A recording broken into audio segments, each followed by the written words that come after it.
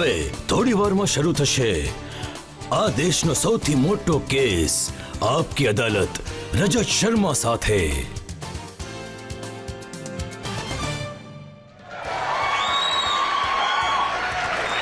Thank you.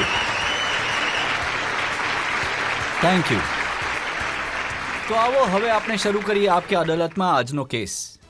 આપકી અદાલતમાં આજે મારા મહેમાન છે એક એવા યુવાન નેતા જેમણે નાની ઉંમરમાં મોટા મોટા મુકામ હાંસલ કર્યા છે, મોટી મોટી જવાબદારીઓ સંભાળી છે, કોંગ્રેસ પાર્ટીના મોટા નેતા છે, પણ પોતાની વાત બિંદાસ રીતે કહે છે, હિંમતથી કહે છે. ઘણા બધા વિવાદ, ઘણી બધી કોન્ટ્રોવર્સીઝ એમના વિષયમાં ઊભી થતી રહે છે. પ્લીઝ વેલકમ કોંગ્રેસના મહાસચિવ સચિન પાયલટ.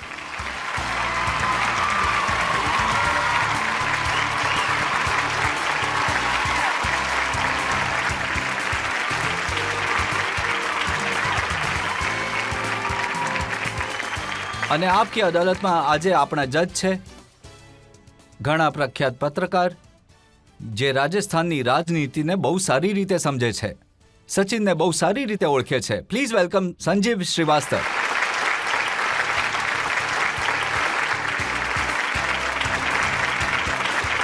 આજના જજ સંજીવ શ્રીવાસ્તવની પરવાનગી માંગીશું આજની કાર્યવાહી શરૂ કરવા માટે. કાર્યવાહી શરૂ કરવામાં આવે રજત સાહેબ. અને પહેલા કે પહેલો આરોપ લગાવીએ સચિન પાયલટ પર. એક નજર સચિન પાયલટની પોલિટિકલ કરિયર પર. કોંગ્રેસ પાર્ટીના રાષ્ટ્રીય મહાસચિવ સચિન પાયલટ નવા જમાનાના એ ગણ્યા ગાંઠ્યા નેતાઓમાંના એક છે જેમની પાસે પોતાનો સપોર્ટ બેઝ છે.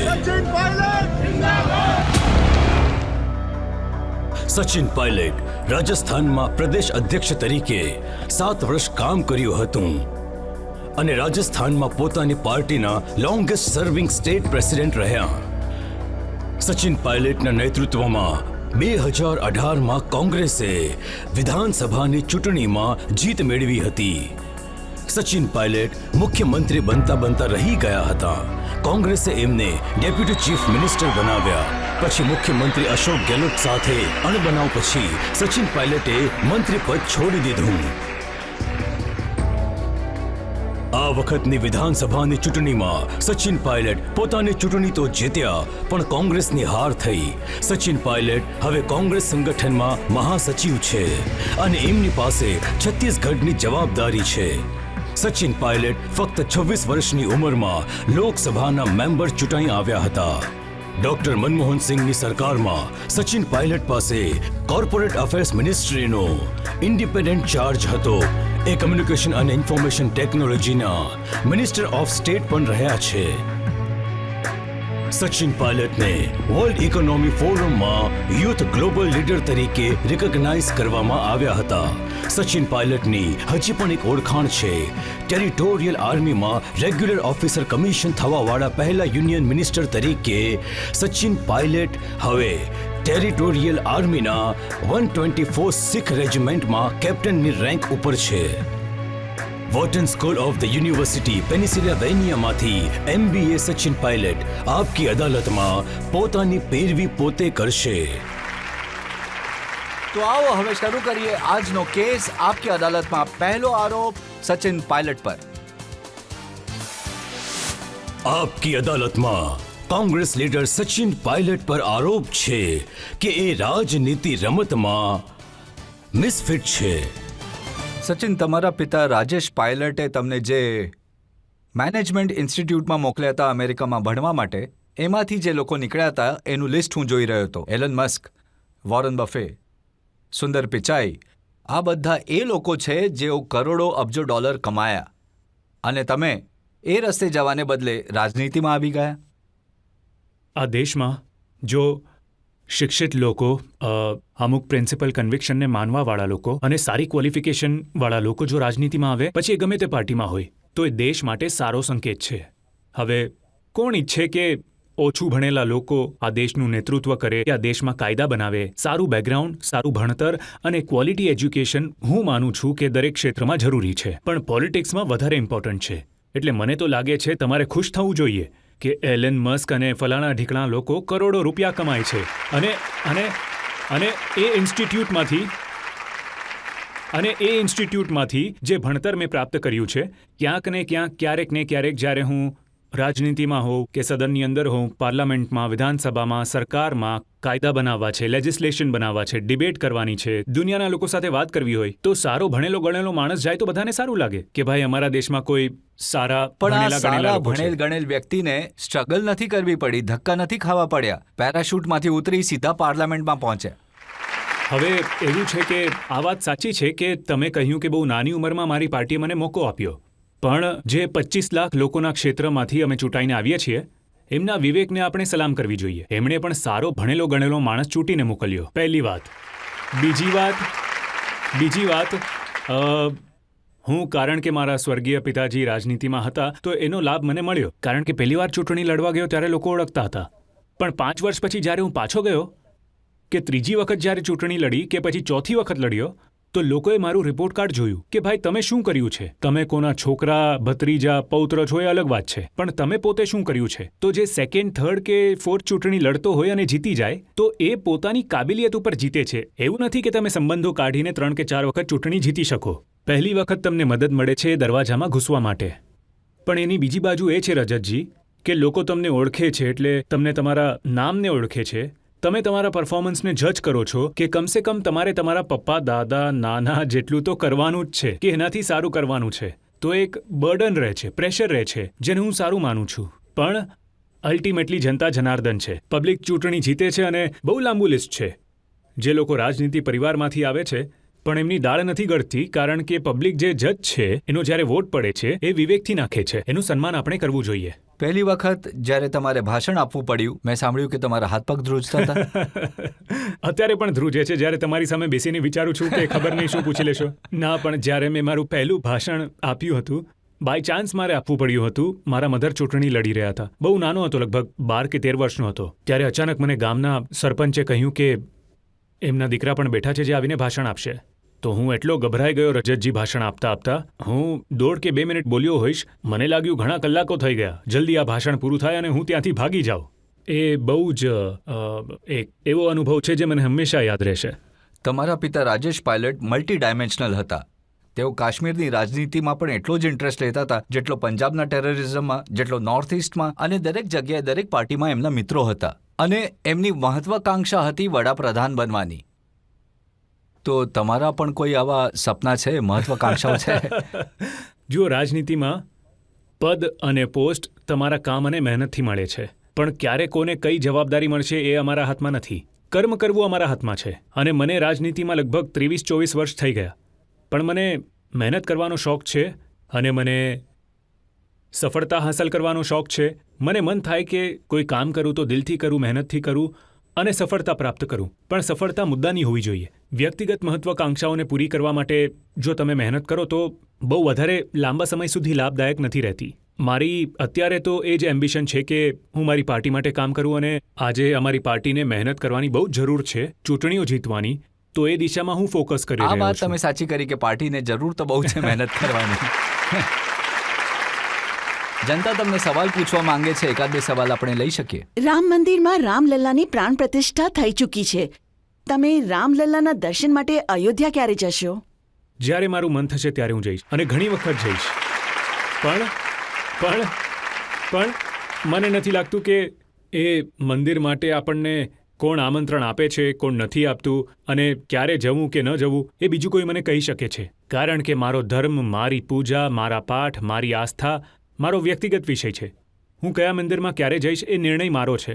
બોલાવો આવશે તો હું પાક્કું જઈશ. અને મને લાગે છે કે આ વિચારધારા વ્યાપક બનવી જોઈએ, કારણ કે રામ વગર સૃષ્ટિની કલ્પના નથી થઈ શકતી. અને રામ કોઈ એક જ મંદિરમાં હોય કે એક ક્ષેત્રમાં હોય એવું તો નથી. રામ બધાના છે અને આપણે રામના છીએ. તો આમાં કોઈ વિવાદ થવાની વાત જ નથી આવતી. પણ સચિન, આપણા જીવનમાં તો શરૂઆત જ રામ રામથી થાય છે. મને યાદ છે કે રાજેશ પાયલટ જેને જેને મળતા હતા સૌથી પહેલા રામ રામ કહેતા. અમે પણ કહીએ છીએ. તમે જ્યારે મુલાકાત થાય છે રાજસ્થાનમાં, ગામમાં કોઈની પણ સાથે ક્યારે પણ મળો તો રામ રામ સા એક ગ્રીટિંગ છે જે દરેક વ્યક્તિ, દરેક જાતિનો દરેક માણસ બોલે જ છે. તો હું ઘણીવાર કહું છું, અમારા સાથી જે બોલતા હોય છે કે આ કોંગ્રેસના લોકો એને ઓછું અથવા વધારે માને છે. હું કહું કે સૌથી વધારે રામ રામ તો હું કરું છું. સવાર સાંજ હજારો વખત કરું છું. ભગવાનનું નામ લેવું તો સારું છે, અને જેટલું વધારે ઉચ્ચારણ કરશો એટલું વધારે સારું છે. તો પછી સોનિયા ગાંધીએ, પાર્ટી પ્રેસિડેન્ટ મલ્લિકાર્જુન ખરગેએ એમને જે નિમંત્રણ મળ્યું હતું એનો સ્વીકાર કેમ ન કર્યો? ઘણા બધા એવા લોકો છે જેમને નિમંત્રણ આપ્યું છે, પણ સવાલ એ થાય છે કે નિમંત્રણ આપે છે કોણ અને શા માટે આપે છે? કારણ કે આ કોઈ ઓલ પાર્ટી મીટિંગ તો નથી. આ ન્યાયપાલિકાના માધ્યમથી બધાના સંતોષજનક વિચાર સાંભળ્યા પછી નિર્ણય લીધો. એનું બધાએ સ્વાગત કર્યું અને દરેક જણે ખુશી ખુશી મનથી આ પ્રસન્નતા જાહેર કરી કે આ ભવ્ય મંદિરનું નિર્માણ થઈ ગયું. પણ એમાં ક્યારે કોણ ક્યાં જશે એનો નિર્ણય એક કે બે જણ લે યોગ્ય વાત નથી. પહેલી વાત હવે શંકરાચાર્ય એ મંદિરના નિર્ણયના કાર્યક્રમમાં નથી જવાના. એના અલગ કારણો હોઈ શકે, પણ અમારો દળ, અમારી પાર્ટી, કોઈ પણ વ્યક્તિ હોય જે મંદિરમાં જ્યારે જવું હોય, કે ભજન કે પછી કીર્તન કરવાના છે, વ્રત કરવાનું છે, શું કરવું છે, એ વ્યક્તિગત નિર્ણય હોય. અને જો આપણે એનો ઉપયોગ કરીને રાજનૈતિક દ્રષ્ટિકોણથી જોઈએ તો એને હું ખોટું માનું છું. એટલે મને લાગ્યું કે જ્યારે મારી ઈચ્છા થશે ત્યારે હું જઈશ, અને નિમંત્રણ આપવાવાળો તો ઉપરવાળો છે, અને જ્યારે રામલલ્લા બોલાવશે ત્યારે જઈશું. કોણ રોકે છે? ન તો અમને જવા માટે કોઈ મજબૂર કરી શકે, ન તો કોઈ રોકી શકે. પણ આ જે પ્રકારે આખું આનું એક મેનેજમેન્ટ કરવામાં આવ્યું છે, માત્ર ને માત્ર પોલિટિક્સના દ્રષ્ટિકોણથી કરવામાં આવ્યું છે.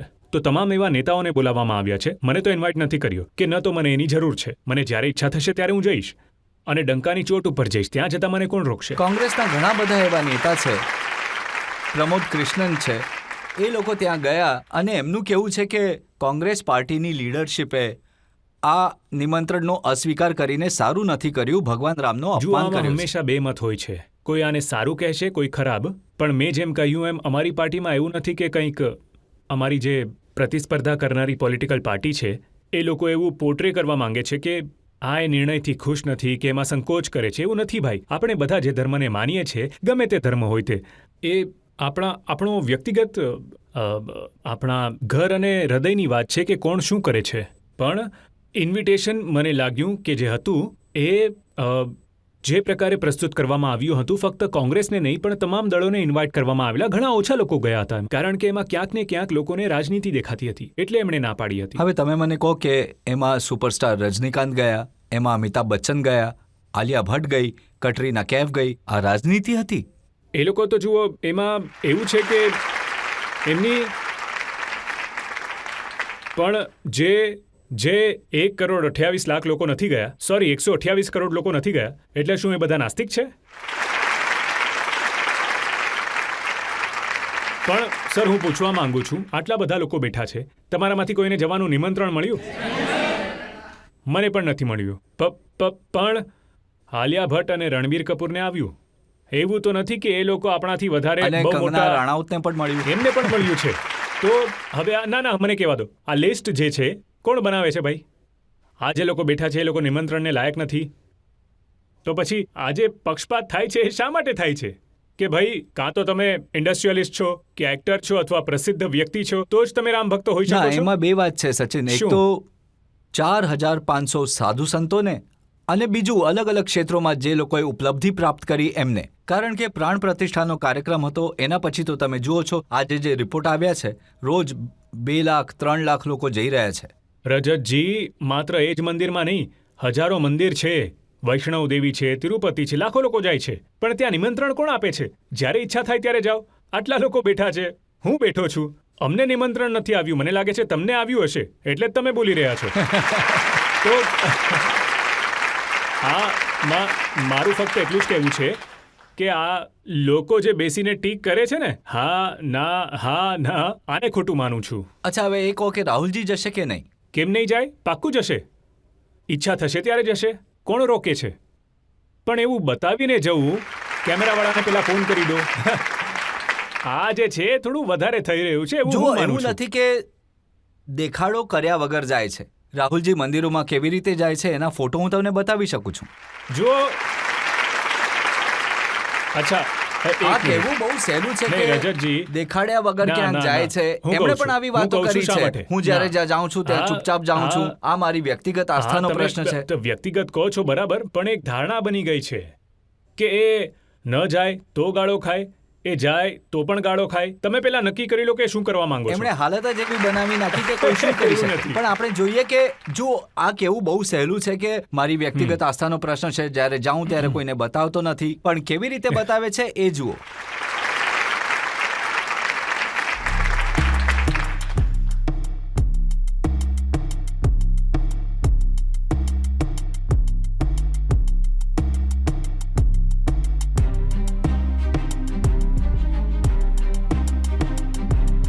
એવું નથી કે દેખાડતા જ નથી, દેખાડે તો છે. શું આ ફોટો તમને ખરાબ લાગે છે?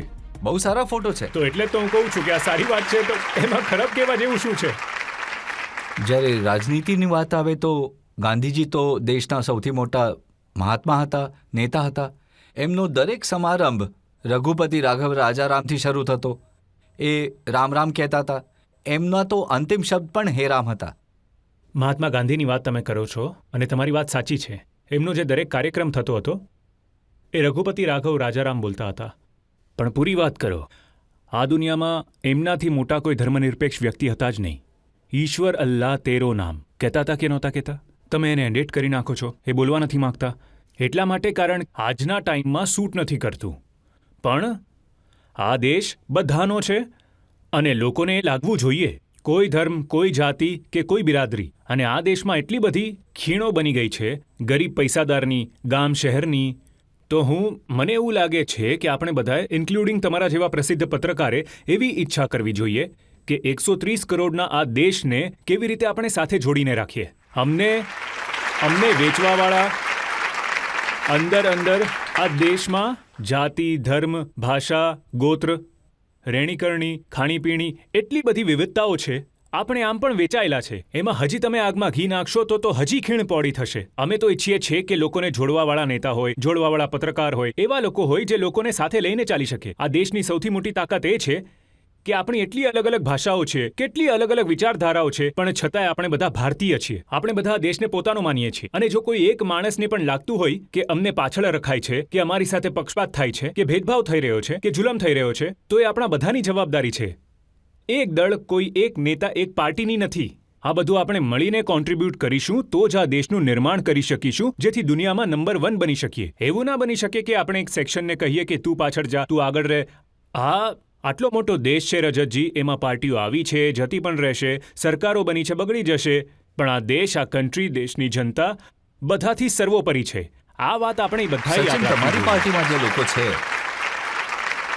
એ આવી વાતોને સ્વીકારતા નથી. અશોક ગેહલોતે સૌથી પહેલા ફરિયાદ કરી કે રાજસ્થાનમાંથી અમે પથ્થર મોકલ્યા હતા, અમારી સરકારે મંદિરમાં આટલું કોન્ટ્રીબ્યુશન કર્યું હતું, તો અમને કેમ ઇમ્પોર્ટન્સ ના આપ્યું? હવે કદાચ મેં કહ્યું ને કે તેમ લોકોને નિમંત્રણ નથી મળ્યું, એ આજે બોલી શકે છે. પણ આ વાત સાચી છે. જો એ મંદિરમાં રાજસ્થાનના ધોલપુરના પથ્થર ગયા છે તો એ સત્ય છે. એમાં ખોટું શું છે? એમણે કાંઈ જ ખોટું નથી કહ્યું. જો કોઈએ દાન દક્ષિણા આપી હોય અને રામ મંદિર નિર્માણમાં જે લોકોએ પોતાનું દાન આપ્યું, પૈસા આપ્યા, કે કોઈ પોતાનું કોન્ટ્રીબ્યુશન કર્યું હોય, તો બધું રેકોર્ડ ઉપર છે. એમાં કંઈ ખોટી વાત નથી. હજી એક નેતા છે, આચાર્ય પ્રમોદ કૃષ્ણ, જેમણે કહ્યું કે અમારી પાર્ટીઓના નેતા પર વિક્રમ અને વેતાળવાળી કથા લાગુ થઈ રહી છે. જે રીતે વિક્રમના માથા ઉપર વેતાળ ચડી જતો હતો, કોઈ વેતાળ ચડી ગયો જે રોકે છે રામભક્તિથી. અરે હવે જુઓ કે પાર્ટીમાં ઘણા બધા નેતા છે. કોણે કયું સ્ટેટમેન્ટ આપ્યું એ બધી વાતનો જવાબ હું તો ન આપી શકું ને. પણ હું એટલું માનું છું કે આપણે બધા લોકો આ સરસ અવસરમાં જે કામ થયું છે, હું ફરીથી કહેવા માંગુ છું, આ કોઈ પોલિટિકલ પાર્ટીના વિચારથી નથી થયું, દેશના સર્વોચ્ચ ન્યાયાલયના નિર્ણયથી થયું છે. બધા લોકો સાથે છે અને જે પક્ષ છે, જે બધા લડતા હતા, જે વિવાદ થયો, કોર્ટમાં આટલા વર્ષોથી મામલો ચાલ્યો, એનું સંતોષજનક રીતે નિરાકરણ આવ્યું છે. બધાની સહમતિથી સકુશળ આ કામ સંપન્ન થયું છે. બધાએ ભાગીદાર બનવું જોઈએ. એમાં રાજનીતિ કરીને આપણે વોટ ભેગા કરવાનું કામ કરીએ તો પછી આપણે આ લક્ષ્યને તમને લાગે ખોટું છે કરીએ કે છીએ. આનાથી બીજેપીને વોટ મળી જશે? વોટ મળવાની વાત નથી, પણ વોટ લેવાની કોશિશ તો છે ને. હવે મળશે કે નહીં એ તો જનતા કહેશે, પણ કોશિશ તો કરે છે ને લોકો. દિગ્વિજય કહે છે કે આ મંદિર વિધિ વિધાનથી નથી બન્યું, આ મંદિર અડધું અધૂરું બન્યું છે, આ મંદિરમાં કોઈ જઈ નથી રહ્યું, આ મંદિર બરાબર નથી. એમને તો કોઈ કાંઈ નથી કહેતું. તમે ક્યારેક જુઓ, એમને પણ સમજાવો. અમારી પાર્ટીમાં વાત એમ છે કે બોલવાની છૂટ છે, તો એનો ક્યારેક લોકો વધુ સદુપયોગ કરે છે. તો ક્યારેક એ લોકો આવું બોલી નાખે છે જે બની શકે કે પાર્ટી એમની સાથે સંમત ન હોય. આપણે ત્યાં બોલવાની આઝાદી છે, જેનું અમારે નુકસાન ભોગવવું પડે છે. પણ જે સ્ટેટમેન્ટ્સની તમે વાતો કરી રહ્યા છો એમાં ઘણી બધી એવી વાતો છે જેની સાથે વ્યક્તિગત રીતે હું સંમત નથી. અને એવા પણ લોકો છે સેમ પિત્રોડા જેવા લોકો જે એમ કહે છે કે મંદિર બનાવવાનો શું ફાયદો, હોસ્પિટલ બનાવી લેત. મેં કહ્યું ને આટલો મોટો દેશ છે, આટલા બધા ઓપિનિયન્સ છે, પણ અમારી પાર્ટીનું, કારણ કે હું અમારી કોંગ્રેસ પાર્ટીનો મહાસચિવ છું, હું તમને એ કહું છું કે અમારી પાર્ટીની વિચારધારા અને ઓફિશિયલ સ્ટેન્ડ શું છે. બાકી તો અમારે ત્યાં કરોડો પાર્ટી વર્કર્સ છે, નેતા છે, એ લોકો શું બોલે છે, દરેક માણસને બોલવાની આઝાદી છે, પણ પાર્ટીનું સ્ટેન્ડ મેં તમને કહી દીધું. તો આટલી આઝાદીવાળી પાર્ટીથી મુસીબત તો થતી હશે કે બધા પોતપોતાની વાતો કરે છે. એમાં મુશ્કેલી નથી, પણ જો કોંગ્રેસ પાર્ટી એક મુવમેન્ટ રહી છે. તમે બધા યુવાન લોકો જાણો છો કે આઝાદીથી પહેલાં, આઝાદી પછી ઘણી સદીઓ અને શતાબ્દી સુધી કોંગ્રેસ પાર્ટીએ પોતાને ઇવોલ્વ કરી છે.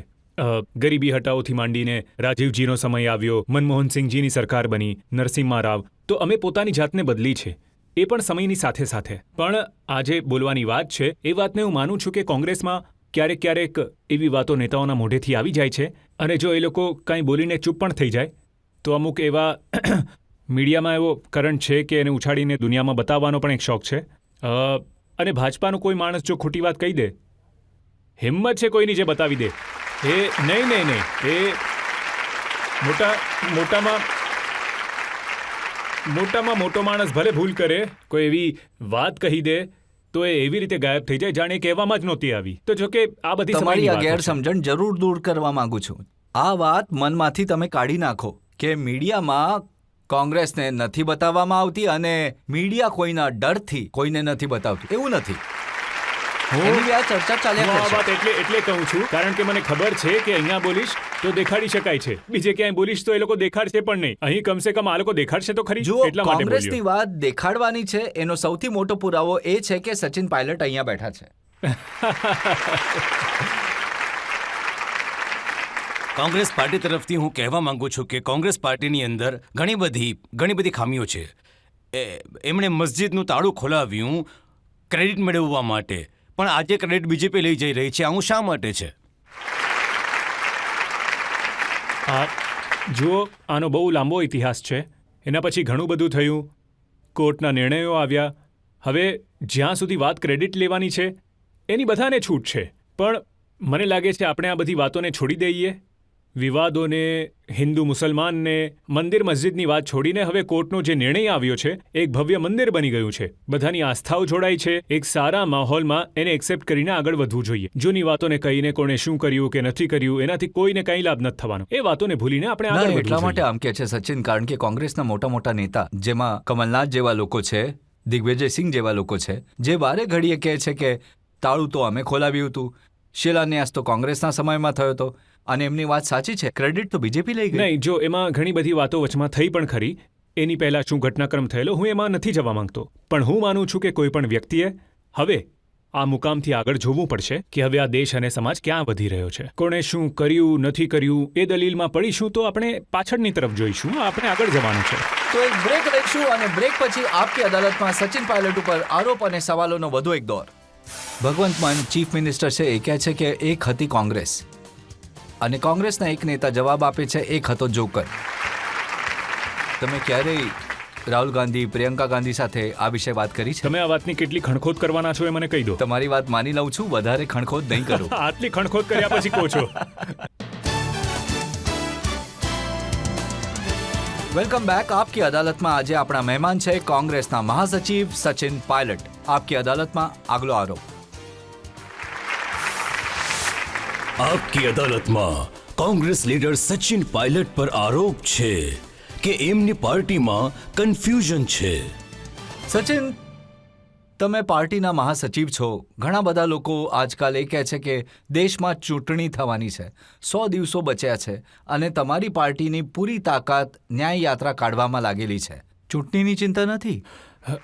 જુઓ, જો રાહુલ ગાંધીજીની જે પહેલી યાત્રા હતી રજતજી, એ આઝાદ ભારતના ઇતિહાસમાં કોઈ પણ રાષ્ટ્ર નેતાએ આટલી વ્યાપક યાત્રા કાઢી નહોતી. 4,500 કિલોમીટર પગે ચાલ્યા, કન્યાકુમારીથી લઈને કાશ્મીર સુધી.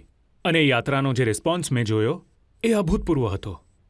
અને લોકોએ ડિમાન્ડ કરી, કોંગ્રેસની વર્કિંગ કમિટીએ ડિમાન્ડ કરી કે લોકસભા પહેલા એક પૂર્વથી પશ્ચિમ સુધી યાત્રા કાઢવી જોઈએ. કારણ કે સમય ઓછો હતો એટલે એ યાત્રાને મિક્સ રાખવામાં આવી. બસમાં પણ છે અને પગપાળા પણ છે. યાત્રા કાઢવાનો જે નિર્ણય હતો એ પાર્ટીનો હતો.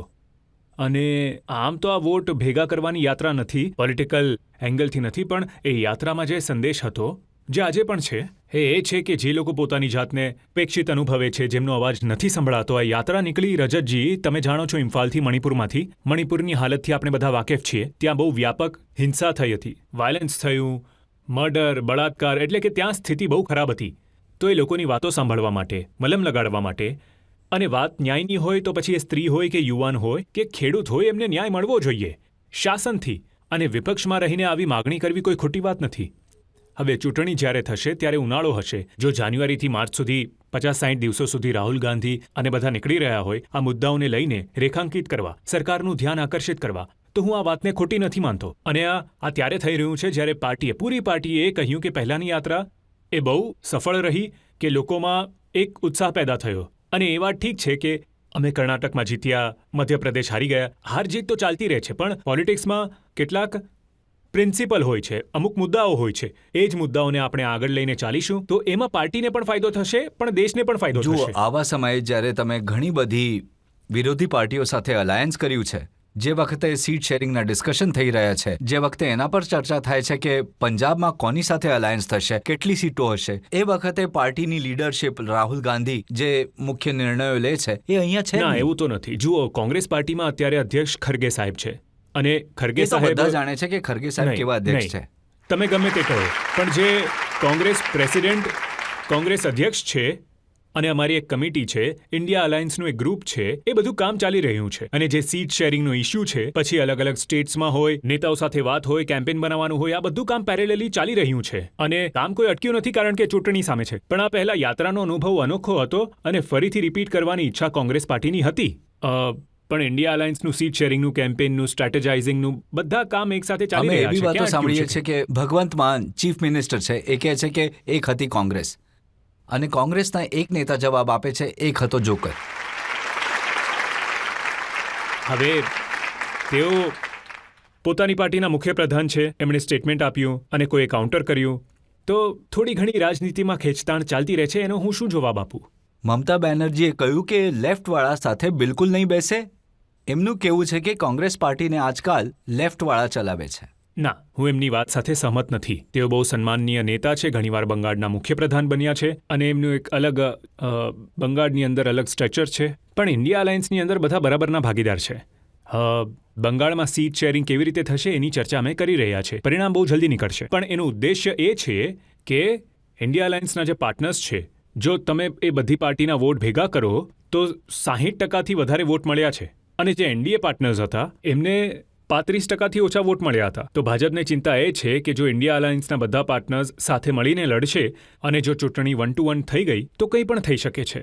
એટલે એમને ઇન્ડિયા અલાયન્સની યુનિટીથી વધારે ચિંતા છે. જ્યાં સુધી સીટ શેરિંગની વાત છે તો જુઓ કે દરેક લીડર પાર્ટીનું એક મહત્વ છે.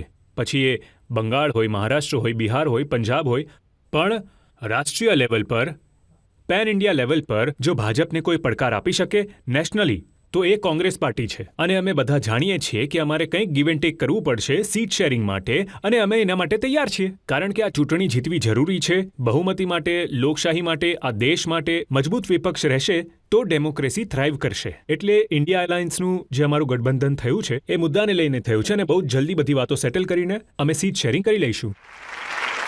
ચિંતા નથી કે હવે સમય હવે ઓછો છે અને એ નક્કી નથી થયું કે આ અલાયન્સનો કન્વેયર કોણ હશે, વડાપ્રધાન પદના ઉમેદવાર કોણ હશે. નહીં, અમે વરરાજા લોકોએ નથી ને જાન આવી ગઈ. નહીં. જો બહુ પહેલાંથી નિર્ણય લેવાઈ ગયો હતો કે અમે કોઈ પદની મહત્વાકાંક્ષા રાખતા નેતાગીરી નથી કરી રહ્યા, અને કોણ કયા પદ પર બેસશે એ નિર્ણય યોગ્ય સમય પર લેવાશે. પહેલો ઉદ્દેશ્ય એ છે કે યુનિટી કરીએ. આ સહેલું નથી રજતજી, હું તમને કહેવા માંગુ છું. આટલા બધા દળ છે, અલગ અલગ પાર્શ્વભૂમિ છે, લોકોની વિચારવાની રીત છે. ઘણીવાર અમે એકબીજાની સામે લડ્યા પણ છે. તમે કલ્પના કરો કે આટલા મોટા દેશમાં અલગ અલગ પાર્ટીને સાથે લઈને આવવું અને સ્મૂથલી અને આગળ લઈને ચાલવું એ કોઈ સહેલું કામ નથી. પણ બધાને લાગ્યું કે આ જરૂરી છે, એટલે જ ઇન્ડિયા અલાયન્સનું ગઠન થયું. અને મને લાગે છે કે ઇન્ડિયા અલાયન્સના ગઠનથી વિપક્ષની જે યુનિટી છે એ જો મજબૂતીથી આગળ વધતી હોય તો એક સરસ ચૂંટણી થશે એનડીએની સાથે. અને એ નહીં ભૂલો કે એનડીએના જે પાર્ટનર્સ હતા, પછી અકાલી દળ હોય કે પછી શિવસેના હોય કે પછી જેડી, અલગ અલગ બીજેપીને છોડીને જતા રહ્યા. હવે બીજેપીને લાગે છે કે પોતાના દમ પર આખું મેદાન મારી લેશે. જ્યારે લોકસભાની ચૂંટણી આવશે ત્યારે ખબર પડી જશે. તમે કહી રહ્યા છો કે અમે ઇશ્યુઝ પર લડશું.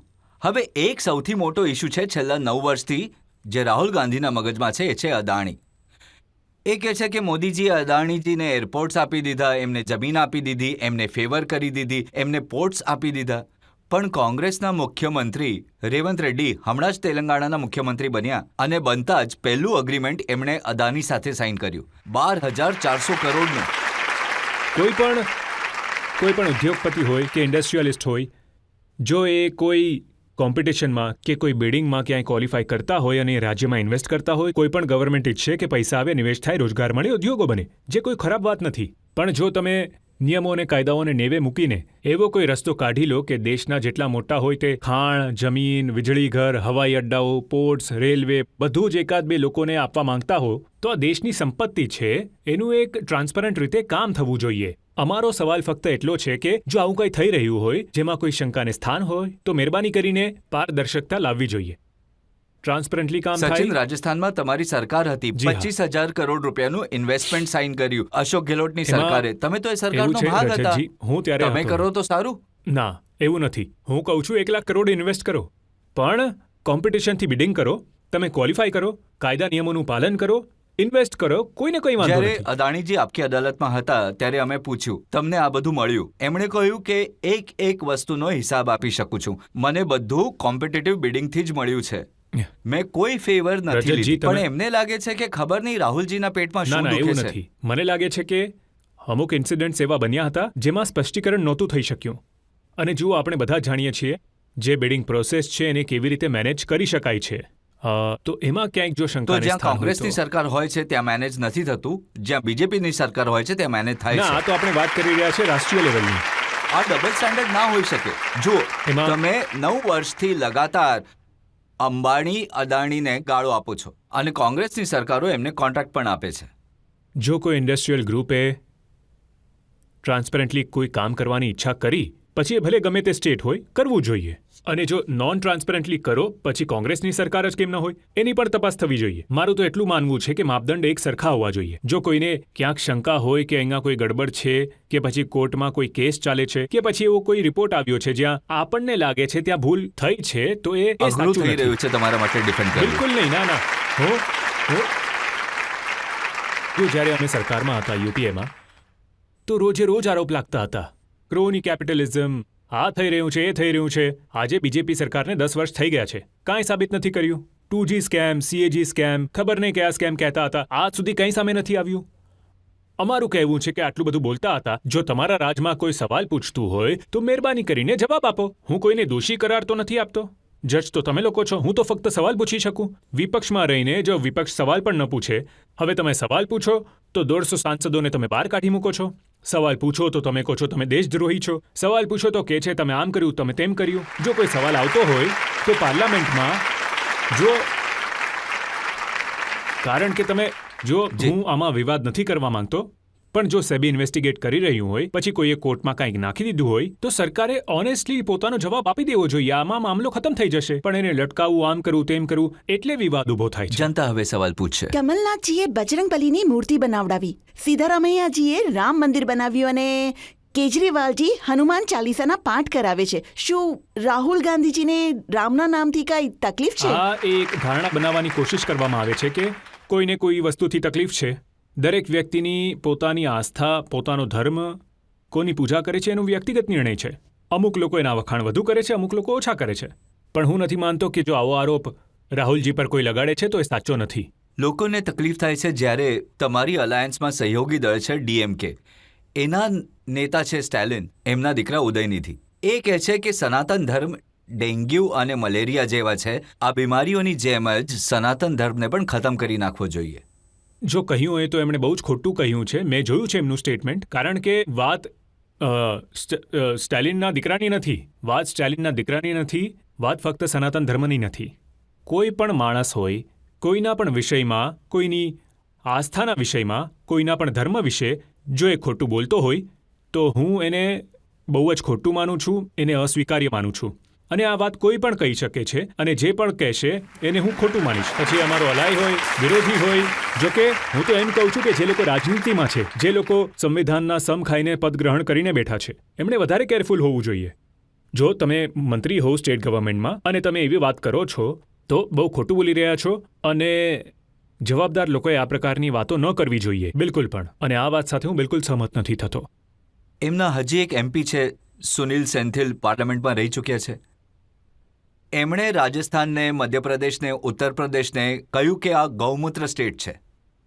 હું હજી પણ કહું છું, મને ખબર નથી કે આ કયો સાંસદ છે, પણ જો આવી વાતો કોઈ કરી રહ્યું સુનિલ હોય, સેન્થિલ એમનું નામ છે, ડીએમકેના મેમ્બર ઓફ પાર્લામેન્ટ નહીં છે. તો જો એ પોતે આવું બોલ્યા હોય તો એ પોતાનું જ અપમાન કરી રહ્યા છે. એ અપમાન કારણ કે ન તો એમને સમજ છે કે ન તો શિષ્ટાચારનું કોઈ પહેલાં એમને કોઈ જ્ઞાન છે કે કોઈના પણ વિશે આપણે બધા પણ એક જ દેશમાં રહીએ છીએ. અલગ અલગ રાજ્ય વિશે ટિપ્પણી કરવી, કોઈ જાતિ અથવા ધર્મને અપમાનિત કરવા એ શોભા નથી આપતું. પણ ક્યારે પણ કોંગ્રેસ પાર્ટી તરફથી કોઈ અધિકારિક રીતે, આજે મેં તમને પૂછ્યું એટલે તમે કહી રહ્યા છો, પણ ક્યારે પણ આવી વાતોની ટીકા કરવી, કન્ડેમ કરવું, આવું ક્યારેય નથી થયું. કેમ નહીં? જો તમે પહેલાં પૂછ્યું હતું પહેલાં કરી દેત. તમે જે તામિલનાડુના નેતાનું નામ કહી રહ્યા હતા, એમણે આવું કહ્યું હશે, એમનું પોતાનું કોઈ પોલિટિક્સ હશે. પણ નાના મોટા લક્ષ્યને હાંસલ કરવા માટે આપણે કોઈને અપમાનિત કરીએ, અપશબ્દ બોલીએ, લોકોની ભાવનાઓને ઠેસ પહોંચાડીએ, એવી સફળતાનો શું ફાયદો? અને સફળતા હાંસલ કરવી હોય તો પોતાના કામોથી મેળવો.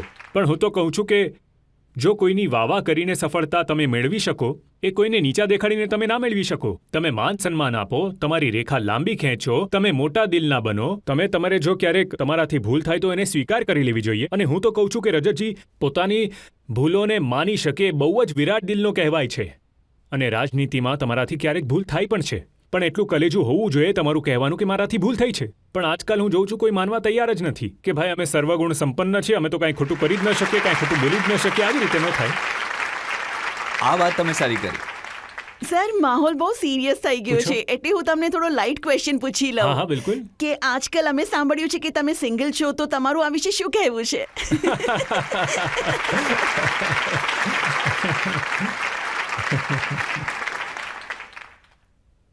આ પ્રશ્ન તો તમને ઘણી બધી છોકરીઓ પૂછવા માંગતી હશે.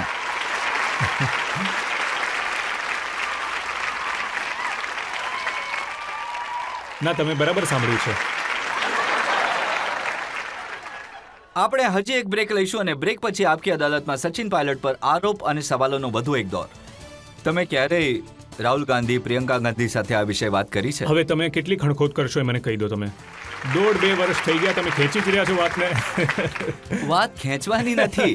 આ વાતો એવી છે જેમાં તમે ક્યારેય સીધા જવાબ નથી આપ્યા. તમને હું આનાથી સીધો જવાબ શું આપી શકું? તમારા સવાલોનો હું જવાબ આપી તમારી રહ્યો વાત છું. માની લઉં છું, હવે વધારે ખણખોદ નહીં કરું. આટલી ખણખોદ કર્યા પછી કહો છો. Welcome back. આપકી અદાલતમાં આજે આપણા મહેમાન છે કોંગ્રેસ પાર્ટીના મહાસચિવ સચિન પાયલટ. આપકી અદાલતમાં આગલો આરોપ. આપકી અદાલતમાં કોંગ્રેસ લીડર સચિન પાયલટ પર આરોપ છે કે તેઓ રાજસ્થાનમાં કોંગ્રેસની હાર માટે જવાબદાર છે. સચિન, વિધાનસભાની ચૂંટણીમાં કોંગ્રેસની હાર થઈ છે. તમારી પાર્ટીના નેતા કહે છે કે જો તમે અશોક ગેહલોત સાથે ટકરાયા ન હોત, બંને મળીને ચૂંટણી લડત, તો કદાચ આવી હાલત ન થાત. જુઓ, અમે ચૂંટણી હાર્યા છીએ અને હાર્યા ત્રણેય સ્ટેટ્સમાં છે, જેનો મને બહુ અફસોસ છે. અને દુઃખ પણ છે કે મધ્યપ્રદેશમાં, છત્તીસગઢમાં, રાજસ્થાનમાં અમે ચૂંટણી હાર્યા. અને રજતજી, રાજસ્થાનમાં 2023માં અમારે ત્યાં વિધાનસભાની 200 સીટ્સ છે. આ વખતે અમે લગભગ 70 સીટ જીત્યા છે. અને તમે જે આરોપ લગાડ્યો કે મારે કારણે ટકરાવ છે અને આક્ષેપે લગાડ્યો કે જો હું આમ કરત તેમ કરત તો સરકાર બની શકત, તો 1 મિનિટ માટે હું તમારી વાત માની પણ લઉં. તો 2023ના પરિણામની તમે ચર્ચા કરી. 2013માં અમારા 200માંથી 21 MLA જીતીને આવ્યા હતા. ત્યારે તો મારું કોઈ યોગદાન નહોતું. એની પહેલાં 50 જીતીને આવ્યા હતા.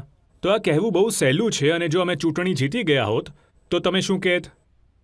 તો તમે અમને શ્રેય આપત કે તમે લોકો મળીને લડો? તો હા, જે એવું છે, આ ચૂંટણીમાં અમે બધાએ મળીને મહેનત કરી અને 30 વર્ષથી ત્યાં 5 વર્ષ બીજેપી અને 5 વર્ષ કોંગ્રેસ.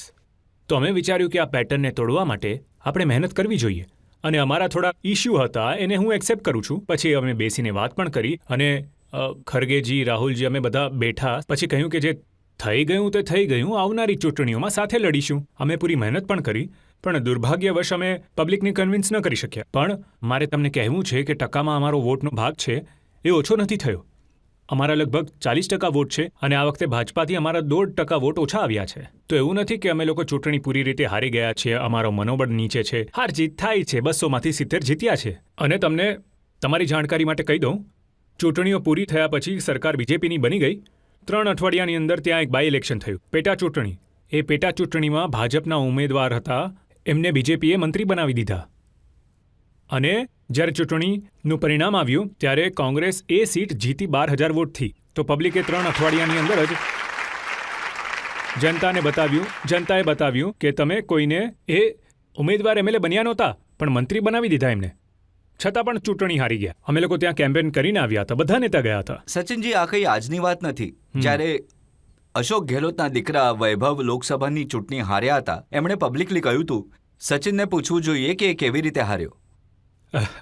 જો એવું છે કે એમના જે દીકરા છે મારી સાથે એને મારી કમિટીમાં રાખ્યા હતા, અમે કામ પણ કર્યું હતું. દુર્ભાગ્યથી અમે ત્યારે બધી સીટ હારી ગયા હતા. અને જે તમે કહી રહ્યા છો એ આક્ષેપ સાંભળ્યો છે, પણ આ આક્ષેપ તમારો નહીં, એમનો છે. એટલે હું જવાબ તમારો આપીશ, એમનો નહીં. આ આક્ષેપનો જવાબ હું નહીં આપી શકું. પણ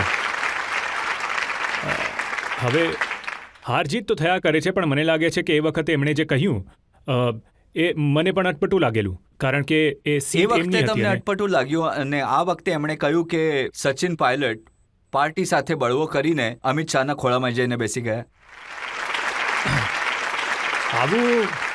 આવું એમણે નથી કહ્યું. આવું મારા ઘણા વિરોધી બોલતા આવ્યા છે.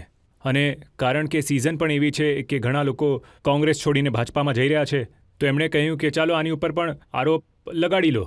પણ હકીકત એ છે રજતજી કે પાછલા 23-24 વર્ષોથી પાર્ટીએ મને જે કામ આપ્યું છે એ મેં કામ કર્યું છે. અને બીજેપીના દાંત કોઈએ ખાટા કર્યા હોય રાજસ્થાનમાં તો એ મેં કર્યા છે. હું જ્યારે અધ્યક્ષ હતો, મેં કહ્યું ને, અમે 21 બેઠક જીતીને આવ્યા હતા 200માંથી. 21 થી 100 સુધી અમે લોકો લઈ ગયા. અને 5 વર્ષ સુધી જ્યારે લોકો કહેતા હતા કે બહુમત આવી ગયો, મોદીજી વડાપ્રધાન બની ગયા, વસુંધરાજી મુખ્યપ્રધાન બની ગયા, હવે સદીઓ સુધી કોંગ્રેસ પાર્ટી ફરીથી જીવતી નહીં થાય. તો એ 5 વર્ષોમાં રજતજી આ બીજેપીની સરકાર વિરુદ્ધ અમે ધરણા કર્યા, પ્રદર્શન કર્યા, જેલમાં પણ ગયા, લાઠી ખાધી, લોહી અને પરસેવો પણ પાડ્યા, ધરણા કર્યા, ઘેરો ઘાલ્યો અને પાર્ટીને જીવિત કરી. અને બધાએ મળીને એને સરકાર બનવા લાયક બનાવી. અને હંમેશા પાર્ટીઓ સરકાર બનાવે છે, સરકારો પાર્ટી નથી બનાવતી. તો આક્ષેપ તો ઘણા બધા લાગે છે. તમે પણ આજે ઘણા આરોપ લગાડી રહ્યા છો, પણ જનતા નક્કી કરશે કે આક્ષેપ ના, સાચા છે કે નહીં. પણ આક્ષેપ જો પાર્ટીના લીડર લગાડે, રાજ્યના મુખ્યપ્રધાન લગાડે, એ એમ કે સચિન પાયલટે અમિત શાહ અને ગજેન્દ્ર શેખાવતજી સાથે મળીને એમએલએઝને રાજસ્થાનના રિસોર્ટમાં રાખી દીધા. મેં કહ્યું ને કે આક્ષેપ આજના નહીં, ઘણા લાંબા સમયથી લાગી રહ્યા છે.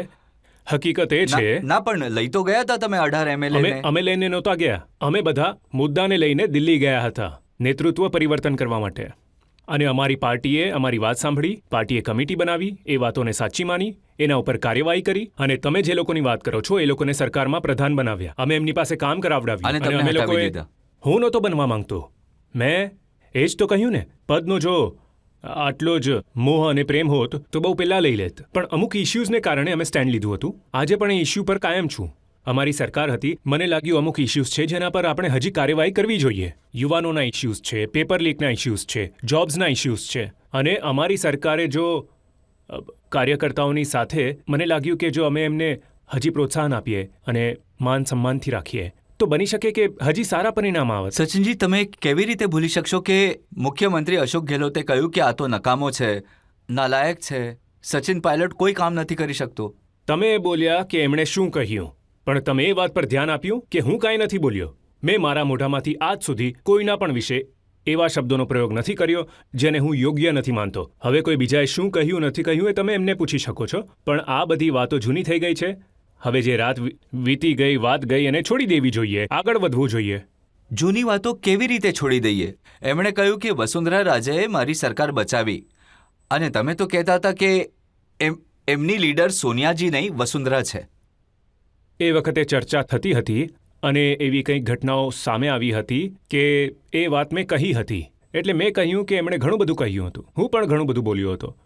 પણ જ્યારે અમે બેસીને વાત કરીને જાણ્યું કે હવે આવાવાળો સમય ઇલેક્શનનો છે, તો એ બધી વાતોને વિરામ આપીને, કારણ કે મેં ઇસ્યુ ઉઠાવ્યા હતા રજતજી, મેં એક યાત્રા કાઢી હતી. હું ચાલીને ગયો હતો, પબ્લિકની વચમાં ગયો હતો, અને હું ઈચ્છતો હતો કે સાચા સમયે આપણે કોર્સ કરેક્શન કરીએ. જો જ્યાં સુધી આપણે યુવાનો અને નવી પેઢીની અંદર એમના કોન્ફિડન્સને આપણે ખતમ કરી દઈશું, જો એમની અંદર જે વિશ્વાસ છે સિસ્ટમની અંદર જે કોલેપ્સ થઈ જશે, તો આપણે શા માટે રાજનીતિ કરી રહ્યા છે? તો મને લાગ્યું કે અમારે કંઈક કોર્સ કરેક્શન કરવાની જરૂર હતી. એટલે જ મેં મુદ્દા ઉઠાવ્યા હતા. અને જ્યારે અમે લોકોએ બેસીને ચર્ચાઓ કરી, ઇલેક્શન માથે આવી ગયા, અમે બધાએ કહ્યું કે ઇશ્યુઝને હવે વિરામ આપીને ચૂંટણી લડવી જોઈએ. અમે ચૂંટણી લડીને જીતીશું તો જ સેવા કરી શકીશું.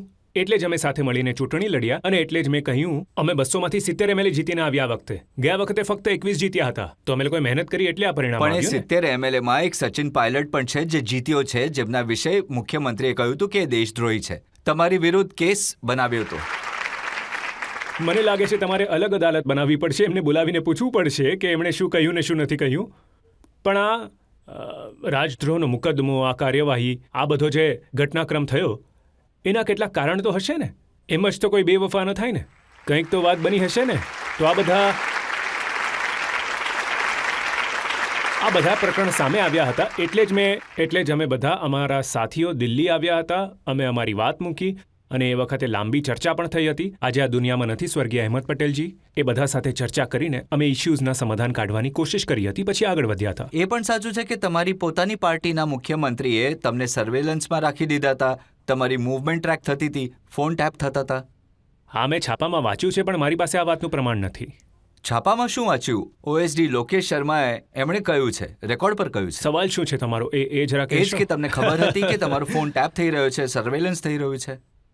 ના, મને ખબર નહોતી. પણ જેમ તમે કહ્યું કે છાપામાં વાંચ્યું, તો મને થોડું આશ્ચર્ય જરૂર થયું હતું જ્યારે મેં આ છાપામાં વાંચ્યું. તો ક્યારે તમે તમારી પાર્ટી લીડરશિપ પાસે જઈને સોનિયાજીને, રાહુલજીને, પ્રિયંકાજીને કહ્યું નહીં કે આવું બધું થઈ રહ્યું છે મારી સાથે? મેં કહ્યું ને કે જ્યારે મને ખબર જ નહોતી, એ તો પછીથી આ સ્ટેટમેન્ટ આવ્યું છાપામાં, ત્યારે મેં એ વિશે વાંચ્યું હતું. અને જે પબ્લિકલી તમારા વિશે કહેતા હતા કે તમે સરકાર તોડવાનો પ્રયત્ન કર્યો. હવે હું કહું છું ને કે આ કાલ્પનિક વાતો એક નહીં 100 લોકો બોલે છે અને રોજ બોલે છે. હવે દરેક વાતનો જવાબ તો ના હોય. મુખ્યમંત્રીનું કેવું મેટર કરે છે તમને? મેં કહ્યું ને, આવી બધી વાતો પહેલી વાર નથી થઈ રહી. 5 વર્ષથી હું લગાતાર સાંભળતો આવ્યો છું. પણ હકીકત એ છે કે અમે લોકો ચાહતા હતા કે જે અમે લોકો વારે ઘડીએ સરકાર બનાવતા કેમ રહી જઈએ છીએ? કોઈક તો કારણ હશે ને. એ કારણો ઉપર કાર્યવાહી કરીએ. બ્યુરોક્રેટ્સ પર અમે વધારે વિશ્વાસ ના કરત, અમે અમારા કાર્યકર્તાઓ પર કરત, અમારા વર્કર્સ પર કરત, એમને મહત્વ આપત, એમને સંભાળીને રાખત, તો પરિણામ બહેતર આવી શક્યા હોત. અને અમારો ઝઘડો આ જ વાતનો હતો કે જે કામ કરવાની રીત છે એ અલગ અલગ હોઈ શકે છે અને એમાં જનરેશનલ ગેપ પણ હોઈ શકે છે. પણ મારો ઓબ્જેક્ટિવ એ છે કે અમે અમારી પાર્ટીને સરકારમાં કેવી રીતે લાવી શું શકીએ. તમે બીજેપીના નેતાઓની સાથે મળીને અશોક ગેહલોતની સરકાર પાડવાની કોશિશ કરી કે ક્યારેય નહીં. હું તો તમને કહી રહ્યો છું કે જે સરકારને બનાવવામાં મેં 5 વર્ષ મારા ચપ્પલ ઘસી નાખ્યા, એ સરકારને અમે શા માટે તોડીએ? અમે તો સરકારમાં ચાહતા હતા કે એને બહેતર રીતે ગવર્ન કરીએ, ફરીથી સરકારને રિપીટ કરીએ. પાડવાની એટલા માટે કારણ કે તમે મુખ્યમંત્રી બનવા માંગતા હતા અને અશોક ગેહલોતે તમને આઉટ કરી હું તો દીધા. ડેપ્યુટી CM હતો જ. હું તો પ્રદેશનો ઉપમુખ્યમંત્રી હતો, પ્રદેશ અધ્યક્ષ હતો. હા, ડેપ્યુટી ચીફ મિનિસ્ટર, જેને નકામો કહેતા હતા.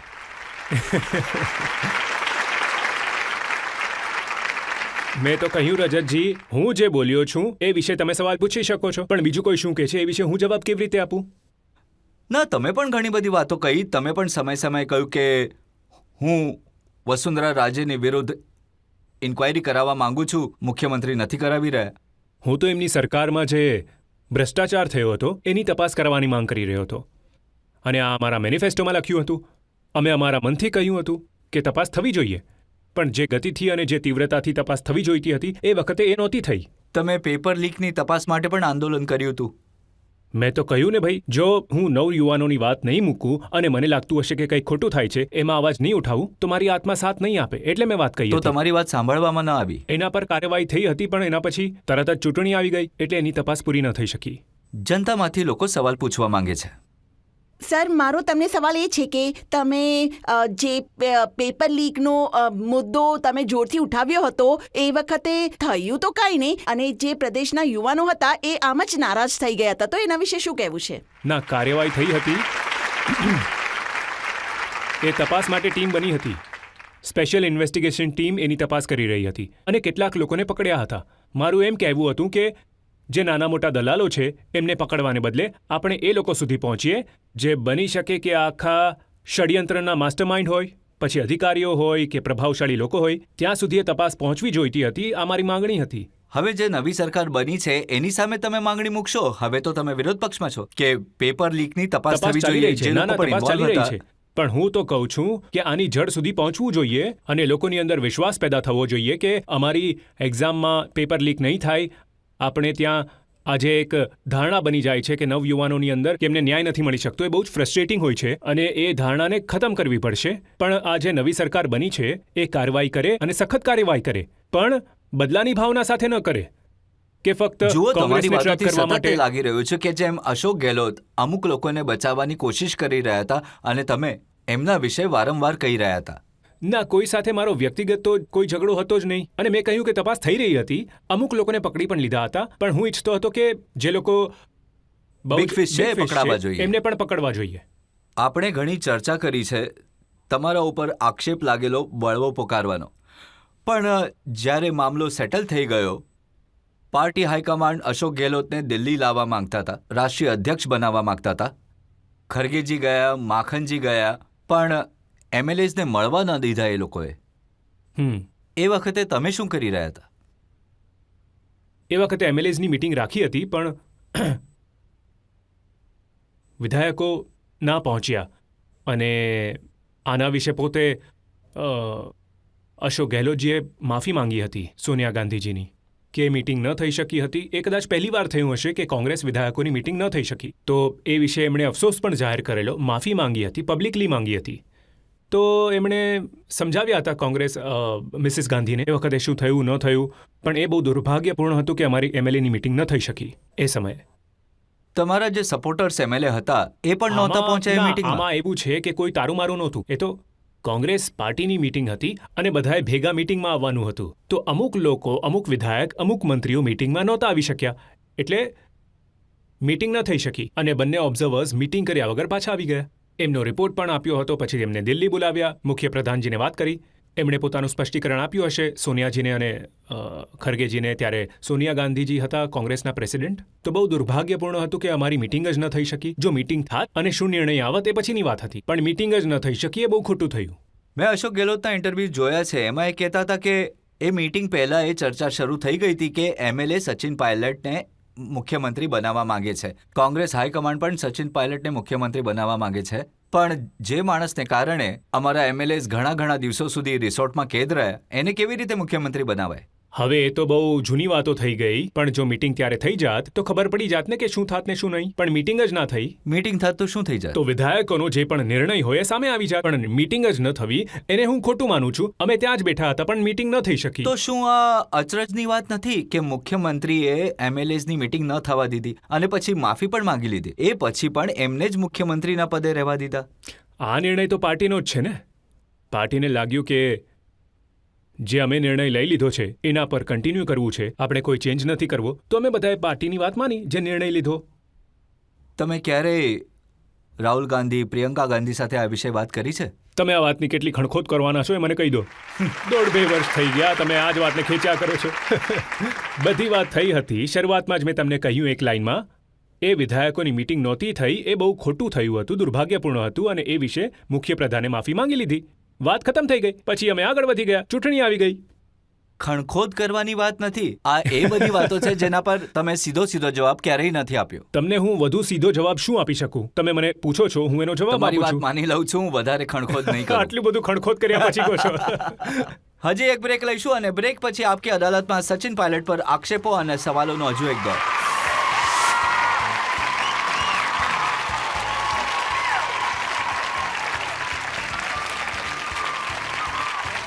ઠીક છે.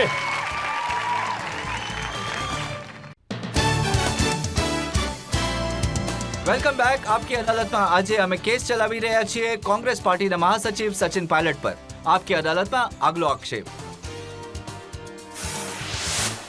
आपकी અદાલતમાં કોંગ્રેસ લીડર સચિન પાયલટ પર આક્ષેપ છે કે તમે પોતાના દોસ્તોનો સાથ નથી આપ્યો. સચિન, હું તમને એક ફોટો બતાવવા માંગુ છું. આ ફોટોમાં તમે છો. કોંગ્રેસ પાર્ટીની અંદર એક જમાનામાં તમારા નજીકના દોસ્ત હતા, એ બધા છે. એ દોસ્ત કહે છે કે સચિન બેવફા નીકળ્યો, અમે બધા બીજેપીમાં જતા રહ્યા, એ કોંગ્રેસમાં જ રહ્યો. આર.કે. સિંઘ, મિલિંદ દેવરા, જ્યોતિરાદિત્ય સિંધિયા બિછડે સભી બારી બારી. નિષ્ઠા તો પાર્ટી સાથે છે ને, એને તો નિભાવી છે ને. હવે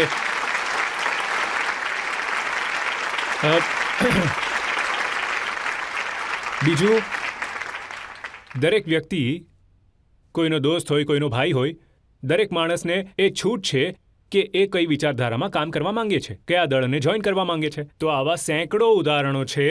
કેટલાય લોકો પાર્ટી છોડી ગયા, કોઈ જોઈન કરી ગયા.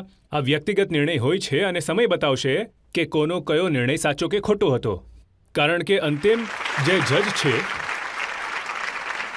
આમાં જે જજ છે એ જનતા છે. પબ્લિક નિર્ણય કરશે કે તમારો નિર્ણય સાચો કે ખોટો હતો. પહેલી વાત. બીજી વાત, તમારી સાથે હું એ વાત પર અસહમત છું. તમે આ 3, 4, 5 લોકોના નામ બતાવીને મને કહ્યું કે આ બધા લોકો કોંગ્રેસ પાર્ટી છોડીને જતા રહ્યા અને સવાલ મને પૂછો છો. પણ જ્યારે કપિલ સિબ્બલજી, ગુલામ નબી આઝાદજી, કેપ્ટન અમરિન્દરસિંહજી પાર્ટી છોડીને ગયા હતા, ત્યારે તમે વડીલ નેતાઓને પૂછ્યું હતું કે આ લોકો કેમ છોડીને ગયા? તો આ ગુલામ નબી આઝાદને આપકી અદાલતમાં બોલાવ્યા હતા. તમે બેઠા છો ત્યાં જે બેઠા હતા, અને મેં એમને પૂછ્યું હતું. એમણે કહ્યું, મેં એટલા માટે પાર્ટી છોડી કારણ કે મને કહેવામાં આવ્યું કે 24 કલાક મોદીને ગાળો આપો. જુઓ, હવે જે વ્યક્તિએ પાર્ટી છોડી દીધી એ પોતાના સ્ટેન્ડને જસ્ટિફાઈ કરવા માટે કંઈ ને કંઈ તો કહેશે. પહેલી વાત. આ જ વાત મિલિંદ દેવરાએ પણ કહી. અમને કહેવામાં આવે છે કે દરેક વાતમાં મોદીને ગાળો આપો. મિલિંદજીએ તો એ પણ કહ્યું કે મોદીજી જો કહી દે કે કોંગ્રેસ સારી પાર્ટી છે તો પણ એમને ગાળો આપો. ના, મેં કહ્યું ને કે જે વ્યક્તિ જે નિર્ણય લે છે એને જસ્ટિફાઈ કરવા માટે પોતાની વાતને મૂકે છે. પણ હું એ વાત સાથે બિલકુલ સહેમત નથી કે અમને એવું કહેવામાં આવે છે. પણ વિપક્ષમાં રહીને એક આ કન્સ્ટ્રક્ટિવ ક્રિટિસિઝમ કરવું જોઈએ. મુદ્દાઓ પર, સિદ્ધાંત પર, ઇશ્યુઝ પર, પબ્લિક ઇન્ટરેસ્ટમાં આપણે બધાએ વાત મૂકવી જોઈએ. તો આ જ એક જ્વલંત ડેમોક્રેસીની ઓળખાણ છે. જો આપણે બધામાં હાજી હાજી કરતા રહીએ તો પછી વિપક્ષ શાનો છે? આપણે બધા સાથે સહેમત થતા રહીએ, એક્સેપ્ટ કરતા રહીએ, આપણી વાતો ના મૂકીએ. અને આ દેશમાં હંમેશા બે મત હોવા પણ જોઈએ. સંવાદ થાય, ડિબેટ થાય, નિષ્કર્ષ નીકળીને આવે ત્યારે જ તો બેટર પરિણામ આવશે. હવે બધા જ એક વાત કહીશું, હામાં હા કરતા જાય તો પછી શું વિપક્ષ અને શું ડેમોક્રેસી? પણ આપણી વાતને કહેવું ખોટું નથી. એ વાત સાચી છે કે અમુક લોકો કોંગ્રેસ પાર્ટીને છોડીને ગયા છે, પણ ઘણા લોકો પાર્ટી જોઈન કરી રહ્યા છે.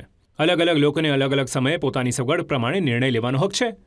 પણ જ્યાં સુધી મારી વાત છે રજતજી, 23-24 વર્ષમાં મને મારી પાર્ટીએ જ્યારે કહ્યું ત્યાં હું મજબૂતીથી લડ્યો છું. બધું કામ કર્યું છે, પૂરી મહેનતથી કર્યું છે. સ્ટેટમાં, સેન્ટરમાં જ્યાં મને જવાબદારી સોંપવામાં આવી ત્યાં. અને મેં ક્યારેય મહેનતથી કામ કરવામાં કોઈ સંકોચ નથી કર્યો. અને જ્યારે મને કોઈ કામ મળી જાય છે પછી હું એને પૂરું જ કરીને છોડું.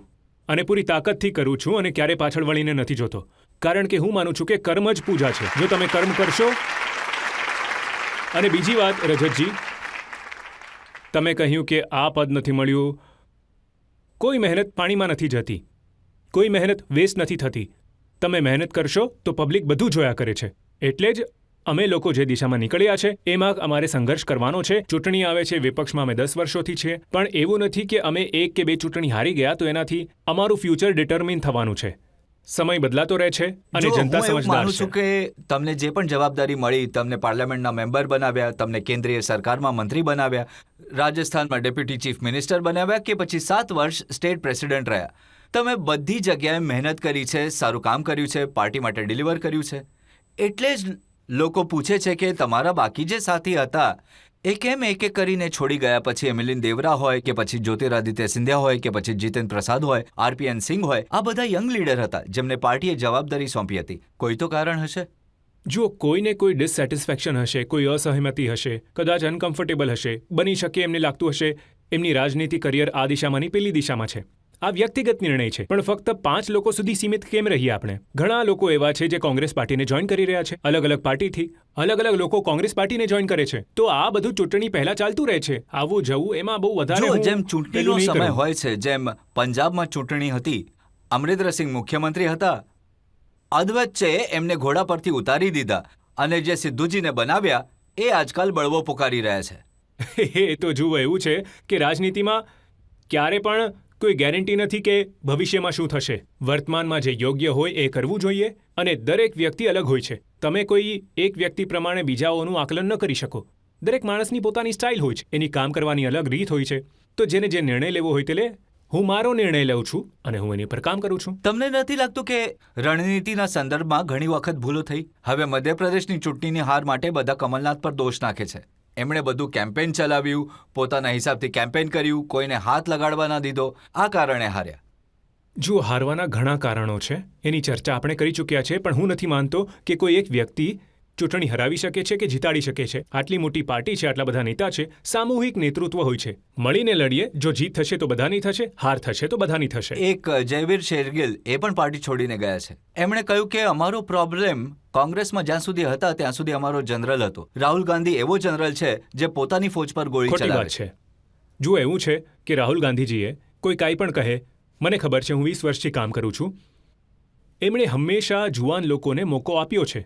અને જે લોકોની તમે ચર્ચા કરો છો એ તો ચર્ચિત ચહેરા છે. એવા ઘણા નવયુવાનો છે આપણા દેશમાં, જે કોઈ મહાપૌર છે, કોઈ પાર્ષદ છે, કોઈ સરપંચ છે, કોઈ વિધાયક છે, જેને આપણે જાણતા પણ નથી. એ લોકોને આગળ આવવાનો મોકો મળ્યો છે. યુથ કોંગ્રેસમાં ચૂંટણીઓ કરાવી અને જે લોકોની રાજનીતિની પાર્શ્વભૂમિ નથી એ લોકોને પણ આગળ આવવાનો મોકો મળ્યો છે. કારણ કે આજે અમે વિપક્ષમાં છીએ, આજે અમે ચૂંટણી નથી જીત્યા, તો આક્ષેપ લગાડવો સહેલું છે. પણ એવો પણ સમય હતો જ્યારે કોંગ્રેસની સરકાર હતી, તો જે કરતા હતા એ બહુ સારું લાગતું હતું. તો આ રીતે સમયની સાથે સાથે વ્યક્તિએ ન બદલાવવું જોઈએ. સર્કમસ્ટાન્સીસ બદલાય છે, પણ આપણે આપણા રસ્તે ચાલવું જોઈએ. જો મનમાં કોઈ વાત હોય તો એ સાફ રીતે કહી દેવી જોઈએ. અને એમ હોય કે ભાઈ મારું અહીંયા મન નથી લાગતું, ત્યાં સારી ઓફર મળે છે, તો સાફ સાફ કહી દેવાનું. પણ પોતાના નેતાને ગાળો આપીને જવું, એને હું ખોટું માનું છું. તમે જેમ હમણાં કહ્યું કે 2013માં તમારા 21 MLA આવ્યા હતા અને 2018માં પાર્ટીને તમે સ્ટેન્ડ આપ્યું હતું. જો છેલ્લા 8 વર્ષ પર નજર કરીએ તો કોઈ પણ રાજ્યની સૌથી વધારે ચર્ચા થઈ હોય તો એ રાજસ્થાન સરકારની થઈ છે. અને તમને ઘણીવાર ધરણા અને આંદોલનમાં જોયા છે. તો તમે અત્યારે વર્લ્ડના ફેમસ શો આપ કે અદાલતમાં બેઠા છો, તો તમે કહો કે તમને CM ન બનાવીને તમારી સાથે અન્યાય થયો કે ન થયો? કારણ કે એ વખતે દરેક જગ્યાએ તમારો ચહેરો હતો. સચિન પાયલટ જે અહીંયા આંદોલન કરે છે ત્યાં આંદોલન કરે છે. જો હું આ વાત હું પહેલાં પણ કહી ચૂક્યો છું, ફરીથી કહું છું કે ભાગ્ય અને નસીબમાં જે લખ્યું છે ને એને કોઈ રોકી નથી શકતું, અને જે નથી લખ્યું એને કોઈ આપી નથી શકતું. અને બીજી વાત, અસલી ન્યાય અને અન્યાય કરવાવાળો છે પેલો ઉપરવાળો, એ કરે છે. આપણે તો મન ખોલીને મહેનત કરવાની છે અને લોકોનો પ્રેમ મળે છે, સમર્થન મળે છે, એનાથી મોટી થાપણ દુનિયામાં કોઈ નથી. બાકી પદ મળે ન મળે એ પછીની વાત છે. આગળ જે થશે એ સરસ થશે, પણ જીવનનો દરેક દિવસ સંતોષજનક હોવો જોઈએ. આપણને લોકોની હાઈ ન લાગવી જોઈએ અને મન અને મગજ સાફ રાખીને કામ કરવું જોઈએ. તમે આટલું કરી લો તો જીવન સફળ થઈ જશે. બાકી પદ પોસ્ટ અને તમે કહો છો પદ, એવા કેટલા લોકો છે મોટા મોટા પદ પર બેઠા છે, કોઈને નથી પૂછતું, લોકોના નામ પણ યાદ નથી. તો કમસે કમ પ્રભુની કૃપા એ છે કે બધે જ્યાં જઈએ છીએ ત્યાં લોકોના આશીર્વાદ મળે છે, પ્રેમ મળે છે, પોતિકાપણું મળે છે, અને આ બહુ ઉર્જા આપે છે રાજનૈતિક કાર્યકર્તાને કામ કરવા માટે. સર, મહેનત તમે કરી હતી ને આ વખતે ફળ બીજું કોઈ લઈ ગયું? એવું નથી ભાઈ, બધાએ ભેગા મળીને મહેનત કરી હતી અને બની શકે કે આગળ અમને કોઈ બહુ મોટું ફળ મળવાનું હોય. ઠીક છે, તમે પૂછો. સર, તમારા ઇન્ટરનેટ પર એક વિડીયો છે જેમાં તમે 51 મીટર લાંબો સાફો ફક્ત 2 મિનિટમાં બાંધ્યો હતો. તો મારી ઈચ્છા છે કે તમે ફરીથી અન્યાય કરીને બતાવો. Please sir.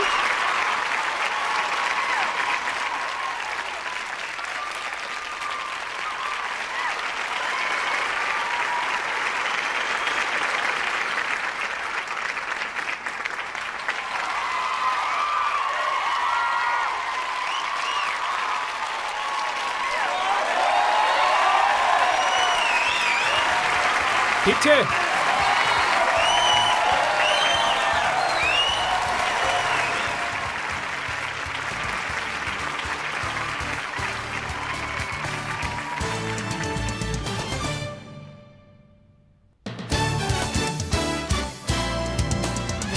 Welcome back. આજે અમે સવાલ પૂછ્યા, કેસ ચલાવ્યો કોંગ્રેસ પાર્ટીના મહાસચિવ સચિન પાયલટ પર. હવે સમય છે આપકી અદાલતમાં આજના જજ સંજીવ શ્રીવાસ્તવના નિર્ણયનો. દેશના જે સૌથી તીખા અને ધારદાર સવાલ પૂછવાવાળા પ્રોસિક્યુશન્સ રજત શર્માની સામે આટલી મજબૂતીથી તમે આ તમારો પક્ષ રાખ્યો સચિન, એના માટે તમે ખરેખર જ પ્રશંસાને પાત્ર છો. અને અદાલત ફક્ત તમને એમ કહેવા માંગે છે કે તમે દેશની આશાઓમાંના એક છો, યુવા છો, ઓજસ્વી છો, બહુ સારા વક્તા છો. જેમ તમે પોતે કહ્યું, એક તમે શિક્ષિત છો, સારી પ્રિડિગ્રીમાંથી આવો છો. પ્રોસિક્યુશન વકીલે જેમ કહ્યું, રાજેશ પાયલટજી બહુ જ જનપ્રિય લોકપ્રિય નેતા હતા, તો એ વારસાને તમારે આગળ ધપાવવાનું છે. એટલે આજે અદાલત તમને નિર્દેશ આપે છે કે તમે આટલી જ ચીવટતાથી, આટલી જ પ્રતિબદ્ધતાથી અને આટલી મહેનતથી સાર્વજનિક જીવનમાં સક્રિય રહો. અને જેમ તમે કહ્યું કે કઈ દિશામાં જવું કે ન જવું એ તમારો વ્યક્તિગત વિચાર છે, પણ એક મજબૂત અને જીવંત લોકશાહી માટે મજબૂત વિપક્ષમાં ચાંદ તારા જેવા ઘણા ઓછા લોકો રહી ગયા છે અને જેમાંના તમે એક છો. તો દેશને આશા છે કે તમે લોકશાહીને અને વિપક્ષને મજબૂત બનાવશો અને એ કામ કરતા રહેશો. Thank you. મને લાગે છે આપણા દેશના રાજકારણને સચિન પાયલટ જેવા શાલીન, એમના જેવા ઇન્ટેલિજન્ટ અને એમના જેવા કર્મઠ લોકોની બહુ જરૂર છે. મારી પ્રાર્થના છે કે સફળ થાય, ઊંચાઈઓ પર પહોંચે, પોતાની જવાબદારીઓ સંભાળે અને દેશની જનતાનો પ્રેમ એમને આ જ રીતે મળતો રહે. આજનો કેસ અહીંયા જ પૂરો કરીએ છીએ. આવતા અઠવાડિયે તમારી સાથે મુલાકાત થશે નવા વ્યક્તિત્વ સાથે. ત્યાં સુધી નમસ્તે.